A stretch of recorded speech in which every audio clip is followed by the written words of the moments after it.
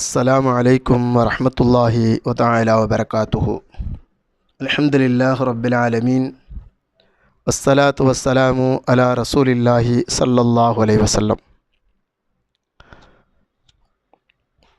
قال الله تعالى في القرآن العظيم والفرقان المجيد: بسم الله الرحمن الرحيم. يا أيها الذين آمنوا إذا قمتم إلى الصلاة فاغسلوا وجوهكم وأيديكم إلى المرافق وامسحوا برؤوسكم وأرجلكم إلى الكعبين. صدق الله العلي العليم. கண்ணியத்திற்குரியவர்களே, அல்லாஹ்வுடைய மாபெரும் கிருபையினால் ரமலான் பிறை 5வது தராவிகை 5வது நோன்புக்குரிய தராவிகை முடித்திருக்கிறோம். அல்ஹம்துலில்லாஹ். நாம் இதுவரை வைத்த நோன்புகளையும் தொழுகைகளையும் அல்லாஹு ரப்புல் ஆலமீன் கபூல் செய்து ஏற்றுக்கொள்வானாக. ஆமீன். கண்ணியத்திற்குரியவர்களே, இன்றைய தராவிகிலே ஓதப்பட்ட அருள்மறை குர்ஆன் வசனம் யா அய்யுஹல்லதீன ஆமனு இதா கும்தும் இலஸ் ஸலாத்தி என்று துவங்கக்கூடிய ஒரு வசனம் இன்றைய தினத்திலே ஓதப்பட்டது. அந்த வசனத்தில் அல்லாஹு ரப்புல் ஆலமீன், நீங்கள் தொழுகைக்கு சென்றால் தொழுகைக்கு முன்னதாக உங்களது முகம் முழுவதையும் கழுவிக்கொள்ளுங்கள், பிறகு உங்களுடைய 2 கைகளையும் முழுவதுமாக கழுவிக்கொள்ளுங்கள், பிறகு நீங்கள் உங்களது 2 கால்களையும் கழுவிக்கொள்ளுங்கள், மசகு செய்து கொள்ளுங்கள் என்று அல்லாஹு ரப்புல் ஆலமீன் ஒதுவினுடைய முக்கியத்துவத்தை பற்றி அல்லாஹ் இந்த வசனத்தில் சொல்லி காண்பிக்கின்றான். பொதுவாகவே ஒலு என்பது வணக்கங்களினுடைய வாசல். பாபுல் இபாதத்தி அல் உது, அல் உது பாபுல் இபாதா, இபாதத்தினுடைய வாசல் ஒலுவாக இருக்கிறது. ஒலு என்பது எந்த அளவிற்கு முக்கியம், அந்த ஒலு செய்வதன் மூலமாக நமக்கு என்னவெல்லாம் கிடைக்கிறது, இந்த ஒலுவின் மூலமாக நாம் என்னவெல்லாம் பெரும் பாக்கியம் அடைய முடியும் என்பதை இன்றைய சிந்தனையை நாம் சிந்தித்து பார்த்தோம் என்று சொன்னால், நபிகள் நாயகம் ரசூலுல்லாஹி ஸல்லல்லாஹு அலைஹி வஸல்லம் அவர்களது 2 மகள்களை திருமணம் முடித்த உஸ்மான் இப்னு அஃபான் ரலியல்லாஹு தஆலா அன்ஹு அவர்கள் ஒரு செய்தியை சொல்கிறாங்க. நபிகள் நாயகம் ரசூலுல்லாஹி ஸல்லல்லாஹு அலைஹி வஸல்லம் சொன்னதாக சொல்கிறார்கள், யார் ஒலு செய்து அழகான முறையிலே பரிபூர்ணமாக ஒலு செய்து அந்த ஒலுவினால் அவருடைய உடலில் இருந்து அவருடைய எல்லா பாவங்களும் ஒலு செய்த தண்ணீரிலிருந்து நகங்களினுடைய அடிப்பகுதியிலிருந்தும் அது வெளியாகி விடுகிறது என்று நபிகள் நாயகம் ஸல்லல்லாஹு அலைஹி வஸல்லம் அவர்கள் சொன்னதை உஸ்மான் ரலியல்லாஹு தஆலா அவர்கள் அறிவிக்கிறார்கள். அதாவது எல்லா பாவங்களும் மன்னிக்கப்பட்டு ஒலு செய்கின்ற பொழுது தண்ணீரோடு அது கலைந்து விடும் என்பதாக நபிகள் நாயகம் ரசூலுல்லாஹி ஸல்லல்லாஹு அலைஹி வஸல்லம் அவர்கள் சொல்லுகிறார்கள். ஆக அந்த ஒலு எப்படி இருக்க வேண்டும்? பரிபூர்ணமானதாக இருக்க வேண்டும். நபிகள் நாயகம் ரசூலுல்லாஹி ஸல்லல்லாஹு அலைஹி வஸல்லம் அவர்கள் ஒரு நேரத்தில் கேட்பாங்க, அதாவது ஒரு மனிதருடைய தரஜா அந்தஸ்து உயர வேண்டும் என்று சொன்னால் இந்த ஒலுங்கிறது முக்கியம். நபிகள் நாயகம் ரசூலுல்லாஹி ஸல்லல்லாஹு அலைஹி வஸல்லம் கேட்டாங்க, உங்களுடைய பாவங்களை அழிக்கக்கூடிய, உங்களுடைய தரஜாக்களை அந்தஸ்துகளை உயர்த்தக்கூடிய ஒரு அழகான ஒரு விஷயத்தை நான் உங்களுக்கு அறிவித்து தரட்டான்னு சொல்லி கேட்குறாங்க. அருமை சஹாபாத்தோழர்களுக்கு உடனே கேட்டாங்க, ஆம் யா ரசூலல்லாஹ், அவசியம் எங்களுக்கு அறிவித்து தாருங்கள் என்பதாக கேட்கிறார்கள்.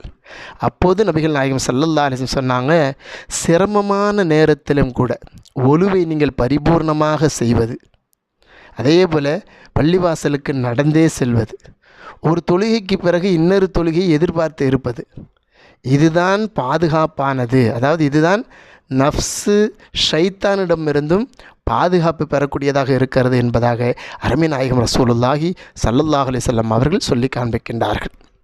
அதே போல் சொர்க்கத்திற்குரிய வழிகளிலே ஒரு வழி ஒலு செய்வது என்பது. நபி ஸல்லல்லாஹு அலைஹி வஸல்லம் சொன்னாங்க, ஒரு முஸ்லீம் ஒலு செய்து அந்த ஒலுவை பரிபூர்ணமாக செய்து அவன் உள்ளமும் அவன் முகமும் கிபலாவை முன்னோக்கிய நிலையில் அவர் 2 ரக்காய் தொழுதுட்டார்னு சொன்னால் சொர்க்கம் வாஜிபாகிவிடும், கடமையாகிவிடும் என்பதாக நபிகள் நாயகம் ரசூலுல்லாஹி ஸல்லல்லாஹு அலைஹி வஸல்லம் அவர்கள் சொல்லி காமிக்கிறாங்க.